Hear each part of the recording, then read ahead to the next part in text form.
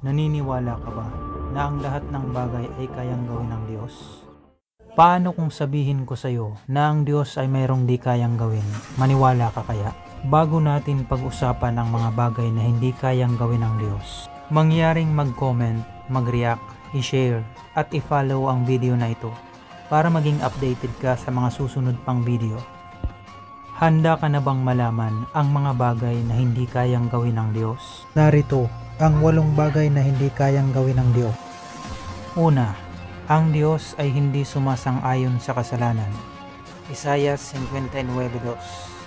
Ang inyong mga kasalanan ang siyang naglayo sa inyo sa Diyos, at iyon ang dahilan kung bakit niya kayo tinalikuran at ayaw nang makinig sa inyong mga dalangin. Pangalawa, di pwedeng maging pangalawa ang Diyos higit kanino man. Exodus 20:3. Huwag kayong magkakaroon ng ibang Diyos maliban sa akin. Pangatlo, ang Diyos ay hindi nagbabago. Malakyas 3:6. Sinabi pa ng Panginoong makapangyarihan, "Ako, ang Panginoon, ay hindi nagbabago." Kaya nga kayong mga lahi ni Jacob ay hindi lubusang nalipol.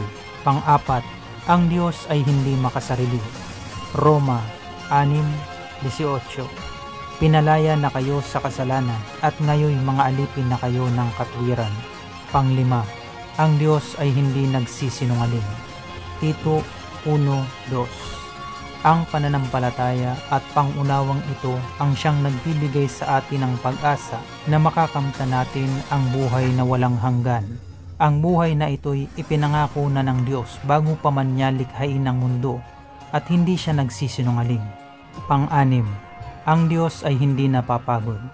Isaiah 40:28.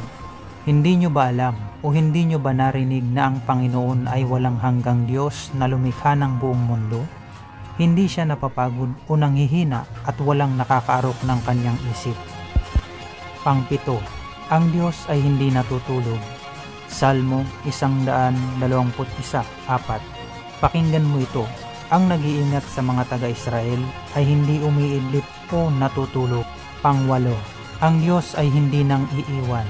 Genesis 28:15.